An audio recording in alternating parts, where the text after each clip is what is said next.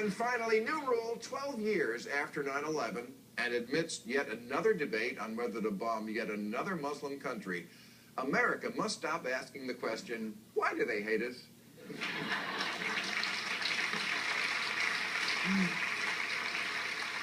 Forget the Syria debate. We need a debate on why we're always debating whether to bomb someone. Because we're starting to look not so much like the world's policeman, but more like George Zimmerman.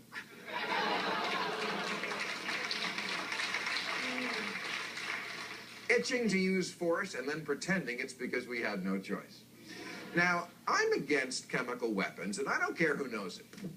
And I do understand the appeal of putting the world on notice that if you use poison gas, the United States of America will personally fuck you up.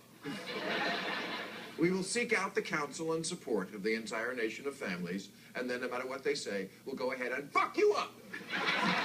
But, however valid that argument may be, it is, I believe, outweighed by the fact that we have to stop bombing Muslim countries if we ever want to feel safe from terrorism in our own.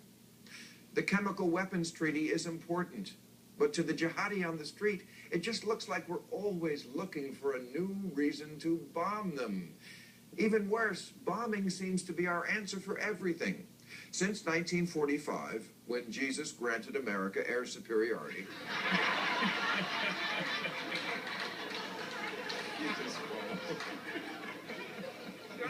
we have bombed Korea, Vietnam, Laos, Cambodia, Lebanon, Grenada, Panama, Iraq, Serbia, Somalia, Bosnia, the Sudan, Afghanistan, Pakistan, Libya, and Yemen. And Yemen only because the 10th one was free. How did we inherit this moral obligation to bring justice to the world via death from above? Are we Zeus?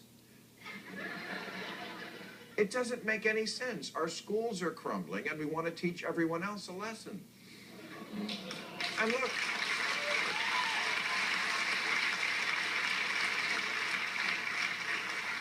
I am no fan of Assad, and I say that openly. I don't care if it costs me jobs in Hollywood.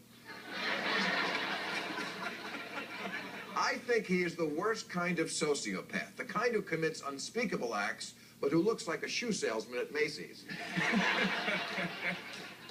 I'm just pointing out that we're the only country in the world that muses out loud about who we might bomb next. Iran? Yeah, we might bomb you. Yeah, we're thinking about it. Maybe. Depends on the mood.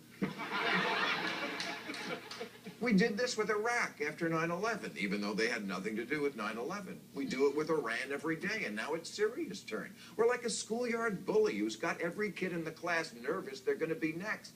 And I don't know if anybody should have that kind of power. Can you imagine going to work and sitting at the table with the lunch with 10 different people in front of you and saying, hey, you think we should kill Bob?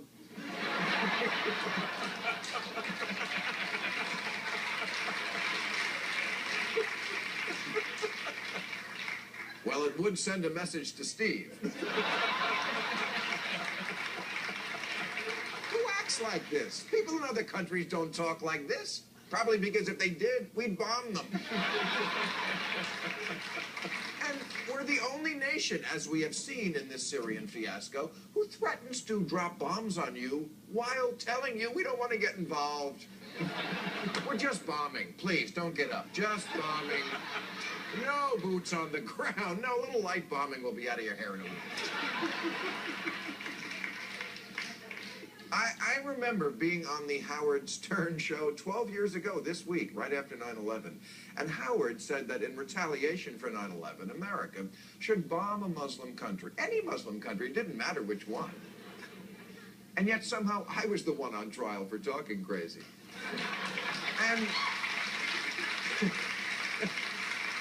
I remember thinking to myself, really, bomb any Muslim country? That's the policy? Just get a map of the Middle East and throw a dart at it? Well, apparently George W. Bush was listening, because that's exactly what we did. All right, that's our show. I'll be at the Robinson Center Music Hall.